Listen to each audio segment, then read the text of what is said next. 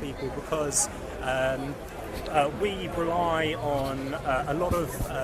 There's a difference between having a conversation with someone over the phone and a conversation I'm having to you face to face. Like, I respect you enough to be able to like show my face to you and have that dialogue. I can read your emotions. I can see facial cues. I can have a conversation with you today and recognise you tomorrow. I agree. If you were wearing a full face burqa, I wouldn't be able to recognise you tomorrow. I agree. I wouldn't be able to know you so well. So I agree. I was wondering if you really think that the burqa is fit in UK society. Like, should it be?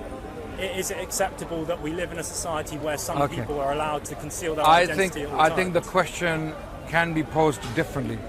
My question is, are women allowed to wear what they desire to wear, what they want to wear? Is the primary question we need to address. Because like, they couldn't be naked, they couldn't wear no clothes because that's against the law. I'm talking about wearing, not taking off. Taking off, there are laws there, of course. Even those laws. They wear a T-shirt that had child pornography on it. Right. I agree. I agree. Anything that has the potential to put other people's lives in danger, or anything that has the potential to cause harm to the society, should not be allowed. I agree. But do you not think the burqa is harmful to society? No. When did it become harmful? When? I mean, it's a barrier to integration. No, the question is, when did it become harmful? Muslims have been in Britain for the last century. Well, over 100 years. Muslim communities have flourished in Britain for over 100 years, and many of them wore burqa. When did burqa become a problem? Well, I would say from the first day that somebody wore one. No. Where is the evidence for that? Well, bring news reports. Bring the news reports from the 90s. From the 90s. Forget about 1950s or 60s or 30s. I'm saying, bring news reports from the 90s where people are making an issue about it. Well, that's because there wasn't many people wearing burqas. But no, now it's that's become not true. Like a bigger issue. In the 90s, there were over 1 million Muslims in Britain. You think and in I the would 90s, say out of there was the same amount of people wearing burqas in Britain as there are today? That's not necessarily, but there was a considerable amount of Muslims. Even if there was less, it still would have been a problem. Because I'm saying there were over 1 million Muslims in the 90s in Britain. Out of those million, I would say few thousand would be wearing burqa. Yeah. Why was it not a problem then? Just because it's only a few thousand, or even if it's one person, if you're concealing your identity at all times, that is a barrier to integration, right? You need to have that. I see your point. My question is, when did this become a problem in Britain? I would say from the moment somebody first put. Where's the evidence for that?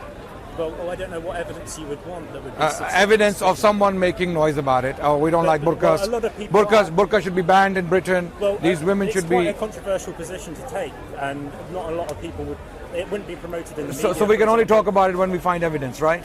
Without evidence, it's all. Well, you can use reason and logic to come to the conclusion. Reason and logic needs substance. Do you agree? Yeah, it does. So I'm talking about substance. Do you not accept the argument that the full face veil covering is That's a completely separate discussion, and I can agree with you there. That to some people, veil can be intimidating. Veil can be unacceptable to some people. To others, it is a religious obligation. The question now is, Britain being a tolerant country, a country that championed liberalism, a country that went through a bloody history in the past 1,000 years, and in the 18th century, philosophers increasingly wrote on liberty and tolerance, tolerating other people's views, and Britain had championed that. That's why hundreds of thousands of people moved into Britain, because of the tolerance and the liberty people enjoyed in Britain. And now that tolerance is slowly fading away in political circles, not among the masses. The masses are still lovely people, beautiful people, tolerant people, generous people. There are politicians and there are uneducated, illiterate, underprivileged people who have a problem with burqa. Either people who are against burqa are highly educated, or those who are not educated at all. The middle class doesn't have a problem. The people in the middle, they don't have a problem. I'm curious to know why you feel like you can speak on behalf of the middle class. Because I know the statistics. I know the statistics. What statistics how many people do you think would want the burqa banned? Do you have statistics? I don't have statistics on that. Okay. And until then the assumption is people don't want it banned. No, if not people, necessarily, no, because, like, not how enough often people. do Wait, people get not the enough. opportunity The to assumption is express? not enough people want it banned. Why is child abuse banned? Why is animal abuse banned? Why is anything else for that matter banned? Which is bad for the society, because enough people want it banned, right? Yeah, but right. also what you've got In to- Britain, fortunately, what that's you- not the case yet. What you have to acknowledge is that politicians will put through policy that they know will make them look good, and if they suggest or put on the table a policy like what they've done in France, and they say, should we ban full face veil coverings, that would be very controversial, and it wouldn't be strategically advantageous to put forward that policy as a politician. Okay. Therefore, it's Would not you something that's argue? likely to go Would on you the argue the same thing for someone who has tattoos all over his face? Tattoos. You can't see the face. It's like dark where it's green all black, on the face, like Maori people. But I mean, I can still see their facial expressions. No, and you stuff, can't. And I can Not in recognize- What about dark sunglasses? Yeah, The gentleman here, I can't see what he feels towards me. yeah, but I could can't still, see him. if I saw him today, you can had a see- conversation- That's you, but a lot of people wouldn't. Just Okay. like, again, No, no, no, with, no. with a person with the Come on, face let's veil. be No, reasonable, no, like- I'll be reasonable. A person with the face veil, you can see the eyes, right? Can you see Not the eyes? always. Some people have the Okay, veil. I'm talking about the ones with the face veil, yeah? Yeah, but even if it's just can see the eyes. I won't necessarily remember something. No, just fine, from fine. the You eyes. don't feel comfortable with it. That's your personal Well, opinion. I'm not saying that I don't feel comfortable with it. yeah. I'm just saying that is a barrier to integration, isn't it? No, it's not. It's not. It is a barrier possibly to assimilation, but not integration. Women with niqab, with burqa, or even the veil have been integrated in Britain in all walks of life. There are teachers, there are people working in the administration of this country, there are people who are, doing a number of different jobs. Now it has become a problem. Since 2001, after September the 11th, since 9/11, young men like you have been heavily influenced by media campaign against vulnerable women who are actually being attacked by racist, thuggish, unfortunate individuals who are taking their frustration out by attacking these women. Yeah. Right? I mean, And these women are exercising their right in a free society to wear what they like to wear, so long as they do not impinge upon someone else's freedom or they do not impinge upon someone else's well-being. So a woman wearing burqa, how is she harming you? Well, I would say that she's basically not offering me the same level of respect that I'm offering her. That's your opinion. because That, to others, that's not the case. So because it's your opinion, But essentially, I know it's religiously motivated. Yes.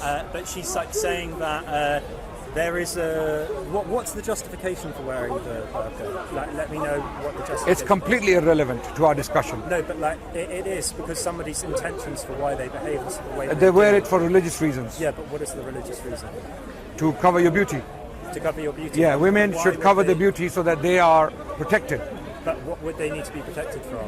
from a number of different threats. Yeah. but For example, the I'll give assumption you an is that example. I'm a threat, but so I'm I'll give you an afforded the example. right to In be able to- Scotland, once upon a time, not very long ago, a campaign was being run that women should not go out on weekends dressed revealingly. Yeah. Dressed revealingly. Why? Because they get attacked increasingly by men who are out to have a party, right? Yeah. This is a fact. This is a fact. And the same logic is applied by, I mean, if you want the logic behind it, human logic, that's the logic. That the purpose of covering is protection, right? Okay. Here's an interesting thing to consider. Do you think Muslim Sorry? Modesty, protection, piety. Was it for assimilation or was it for modesty? Assimilation is not the question we're discussing here. We're discussing integration. Integration and assimilation are two different things. Assimilation means becoming one with others, right? That's impossible. That's impossible. Can the English people assimilate into the Saudi society when they work in Saudi Arabia? Can they be expected to become Saudis? No, that would be unfair. No, but is there no such thing as integration without becoming the other person? Whereas you can work together and cohesive. Integration, in my opinion, means respecting other people's right to live by their own principles, so long as those principles do not impinge upon other people's. Alongside each other. Yes, absolutely. Integration, in my opinion. Absolutely. No, talk to each other, converse with each other, mix with each other. No, Becoming the other. but do I have to go to pub to integrate? Do I have to go and sit and have a pint to integrate? No. I can have a chat with John or Tom or Gary. I can have a chat with them. I can talk to them. I can talk about. Practicing your religion for free in a country which is not necessarily your religion. That would be, you know, a comfortable level of integration. And what is that? What do you mean? Being able to practice your religion? Practicing in a free country. Yes, and this is what I'm arguing for, that everyone should be allowed. Sorry? Are we not already allowed to practice our religion? Yes, but some people are arguing that some people should not be allowed to practice their religion, i.e. Muslims. Muslims cannot be allowed to practice their religion. No, the argument was that I'm suggesting that a lot of people have a problem with full face veil coverings for a number of different reasons. The argument that Adnan is suggesting is that it's religiously motivated, and the religious motivations is that it protects them from threats. Is that correct? It is simply the logic behind it as a Muslim, okay, is God commands it, we obey. Okay. Muslims believe in God. Yeah. They're not a godless people. They believe God exists, and they have a firm conviction that God exists. It is God who made the universe. Therefore, He deserves our obedience for creating the universe and putting us here. So Now that, Jews and Christians. yeah, so when God commands X, Y, or Z, we obey, because that's God. We can't say, no God, we're not going to obey, right? We obey. God tells us, cover your beauties. Oh, believing women, cover your beauties, right? Oh, believing men, lower your gazes. Do not gaze upon women with lust. Do not. That's what the Quran commands. What's wrong with that? And What's wrong with that? Why would men need to lower their gaze, and why would women need to cover their beauty? Because God commands it. Yeah, but God uses reasoning and justification. He uses logic and reason. For us Muslims, that's enough. But if you want to understand the wisdom behind it, what may be the wisdom, my mind tells me that when people look, men are visual. Most customers for porn are men. Pornography is the biggest selling item on the net. The largest amount of searches on Google are what? Porn. Who is searching? Men. What are they searching? Particular bits of women. There are certain bits of women that stimulate most men, unless there is some strange pervert who likes the toes or the knees or the nails. You know, generally speaking, men generally they are searching the same things, right? It is those things God wants us to cover, because those things are the ones that stimulate men into doing things that are not legal. For example, rape is a big problem. I'm not saying rape is caused because of looking. Don't get me wrong, because some people jump to conclusions. I'm saying that rape is a reality in our societies, unfortunately. More so in the West, because it is recorded. We know how many rapes are taking place. And they have reached a pandemic level in Britain. To cure that, it wouldn't be for women to cover up. Should No, it be not necessarily. No. One of the solutions, one of the preventions is not, according to me, in Scotland, not very long ago, I gave an example earlier, that they were running an ad on TV in Scotland that women, when they go out on the weekend, should not dress too revealingly. Too revealingly. Why? Because they are likely to get abused like that on weekends. Most rapes in this country. also be advertising men should control their animalistic. Absolutely. Thank you. This is exactly what the Quran says. You men, look down. Don't look at the bits. Yes? And women, try not to expose your bits for them to look at them. You understand? The argument is essentially that the burqa offers a level of protection, right? No, that's not the ultimate reason. It is a number of things. Okay? That's the rationality of it. If you want me to rationalize it, I would be able to do it that way. But for us as Muslims, we simply obey God's command. Okay, but right? Us as non-Muslims, we can't just accept the argument that it's God's command. We have to understand the reasons behind it. I agree. So if you're saying it's protection, my question then is, do you think that women wearing the full face veil are experiencing less, do you think that if they removed their full face veil, they'd experience less attacks than if they had them on? Absolutely. Because I think that the ones who are wearing the full face veil are actually attacked. Let me give you an example. The ones who aren't. Don't believe me. It's a Don't believe me. contradictory argument. Don't believe me. There was a social experiment done in the US. It's on YouTube. Okay, and just put hijab social experiment. Yeah. Hijab social experiment. There was a lady they chose, and she was a beautiful lady, evidently beautiful, and she was put on this Muslim clothing on her, hijab and what we call jilbab, the loose dress. And she walked the streets of New York, and hardly anyone whistled or passed remarks or comments. Same video, same woman, they took off the hijab, and she was in a tight t-shirt, a tight jean, her figure was showing, and they filmed her. The person filming was in front, so that people don't know this is being filmed. Every single person, nearly every single person, either whistled, passed a remark, or said something sexual to that woman. This experiment, I mean, you don't need Islam and Muslims to explain this. This is a socially accepted reality. Women who are revealingly dressed are more likely to be approached by other men. Women who are dressed in a religious setting or in a religious clothing, how many of you will actually go and try it on a nun? It's a question. How many of you, men, I'm asking men, if you saw a nun with beads in her hand, with a cross hanging from her, and she's dressed in a nun's suit, how many of you will actually go and say, can I have your number? Hey, sweetie, right? Will you whistle? No, you're not going to do that. But if you see a woman in a very tight clothing, right? Obviously, you know what I'm talking about. I don't have to go in details, right? So this is my argument. Socially speaking, it is well established that women who dress revealingly are more likely to be approached by men. Hence, they are more likely to be touched, abused. Did you know?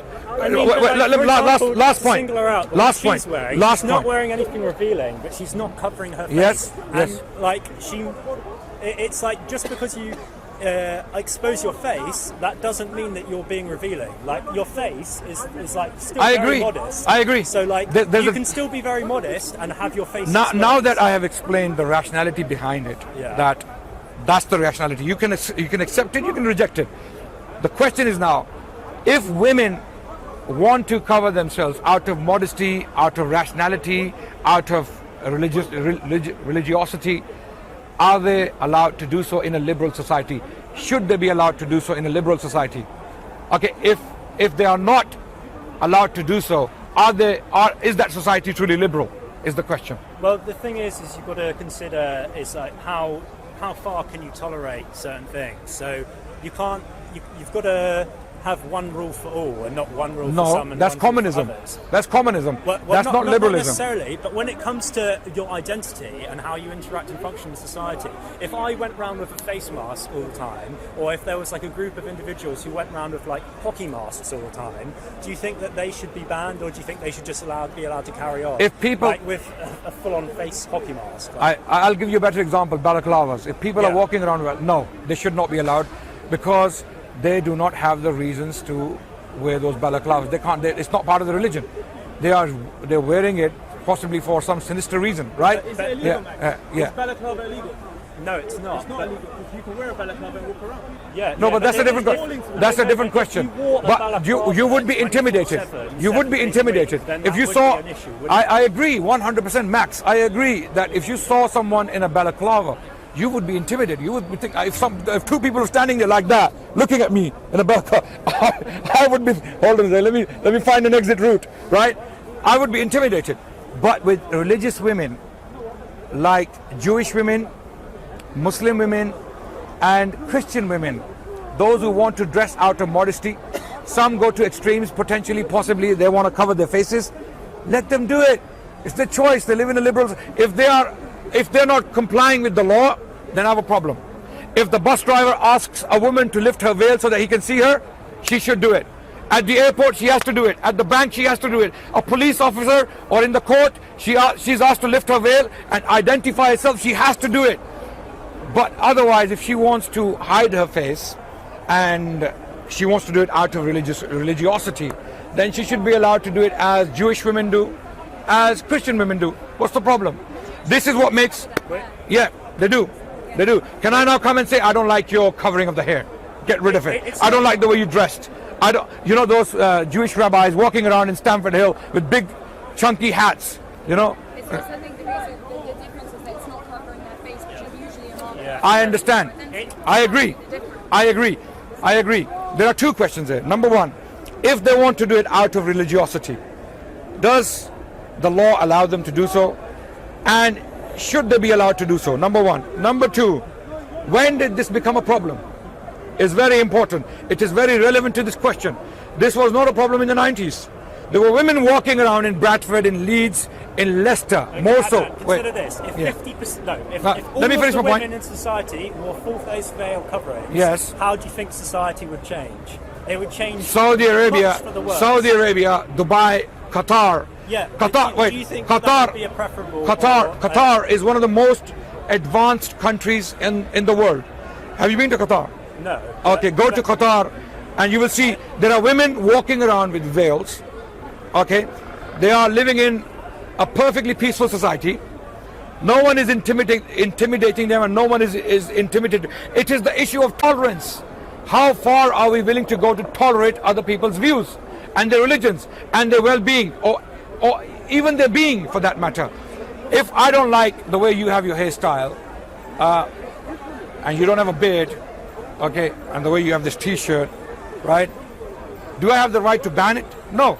But It's that's your not choice. You want infringing on my rights. Whereas if someone covers their face, that's infringing on my right to know who I'm speaking to. No, that's because not your right. I have no idea who I'm speaking with. No, do I? you can ask. Because I could have a conversation with Ask. someone. You can ask. It is not. Is it What, your right? So I'm supposed to go No. and ask, are you the person that No. I'm speaking with? Wait. Have an Yeah. accent and a tone of voice and a body language as well, and Yes. eyes. Yes. You can recognise someone in What about on your phone? Do you ask for FaceTime? Well, I've got someone's number, so I know who that person is.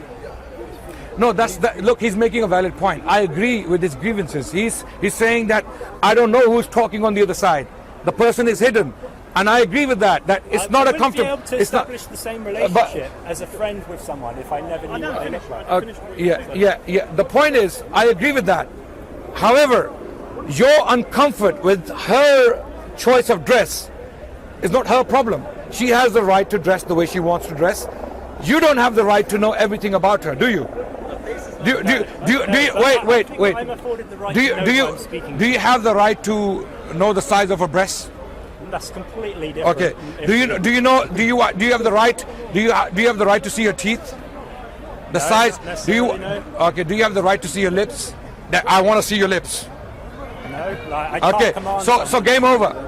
So game over. No. That's the discussion over. Because it's her right to show what she wants to show and to hide what she wants to hide. It's her right. The fact that you are uncomfortable with it and you don't like the way she's hiding her face is your problem. It's not her problem. You don't have the right to see her face. If she doesn't want to show it, it's not your right to see her face. Just stop talking to her, Max. Seriously. Yeah, and if you It's a shame though, because I would like to talk to people who are wearing full face veil. no one is stopping I'm not you. stopping you. It's Yeah. you who feels uncomfortable. is what No, you're saying. because if I did approach someone, They wouldn't be, and if you want them to take the veil off, then you wouldn't be talking to them with a full face veil on. But we're saying that's but we're saying that's your feelings, not hers. Well, it's both. It's her freedom to wear what she wants. Listen, the point I'm making, it's a very simple point. How far does my right go in a discussion with another person? When I'm interacting with another person, can I touch that person? No. Can I ask that person to take the clothes off? I can, but it is that person's choice whether that person wants to reveal or not. If the person wants to hide, yeah. That's a massive gamble. We know that humans are visual, like you said. But I mean, if she wants us We're having two discussions here. Sorry. Yeah. But like, obviously we're making eye contact, we're Yeah. touching each other's reactions. Your whole looking at facial the expression. muscles. It's how you. I think I would make an argument of how you interrelate within society as a whole is highly dependent upon being able to understand people's facial expressions. I agree. It's a total I agree with you that it's an issue of culture. British culture is not accustomed to, or most British people have not spoken to a veiled Have you woman. spoken to anyone in a veil ever? no, not really. We can organize that today. You lived in Libya, yeah? We can organize that today, and we can organize that today. It's not a problem. You have, yeah? Have they ever answered you incorrectly or anything strange? No, that's not the issue. They are talking about something different. They're saying the fact that she's covered is a barrier. Yeah. And I agree. I agree. And it is meant to be a barrier. It is meant to be a barrier. It is meant to be a barrier because these women who choose to dress like this, they have themselves put up this barrier because they believe that that barrier protects them. It preserves their modesty. It preserves their piety, and it's their choice.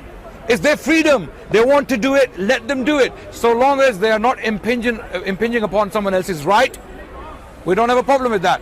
This is how it should be. That's a civilized society where you have colorful people from different cultures, different societies. What makes Britain great? I believe Britain is great is because of its colors, is because of its United Colors of Benetton. You remember that make? Huh? What's that? Those of you. There was a clothing make called United Colors of Benetton. Yeah. Way, So that was a joke, by the way. You didn't get it. Scary Okay. seeing a woman in a burqa. That. It's So, very scary for children to see a woman wearing one of those burqa things. then explain to your It's children. frightening. No, explain to your children. Educate the children. That lady is as human as you are, or your mum or your sister is. You need to respect her freedom. We need to educate. For example, when some European women are dressed revealingly in Dubai or in Qatar, okay, parents should explain to their children that these people are from a different culture. They don't dress like us. They're not covered like us. They have their culture. Let them have their culture, right? Okay. Likewise, in Britain, when people come here as guests, you know how much money the Khalijis, the Gulf people, bring to Britain every summer? You know, all of these women in these Phantoms and these Lamborghinis and I don't know what kind of cars they be driving near Knightsbridge. They bring millions of pounds into this country to spend, and they are in Wales. Do you think they're oppressed? Ask the husband. He will start crying. He goes, I am oppressed. What are you talking about? She's using my credit card left, right and center. She's doing shopping in Harrods. And you think she's oppressed? She's not oppressed. She wants to be like that, and that's her choice. In Britain, there is a wind of intolerance blowing, unfortunately. It is well funded and it is well sustained. It is well oiled by certain people who don't want harmony in Britain. It only became a problem after September the 11th. It was never a problem. Veil was never a problem in Britain before the year 2000. I can tell you for a fact. Thousands of women used to wear veil in Britain before the year 2000. No articles on them. No pressure on them, no attacks on them. Now suddenly attacks on veiled women. And cowards, they would never attack a man. They would go to a woman, they would wait when no one's around, they're going to go and punch and slap her and pull her veil. People are doing that. No.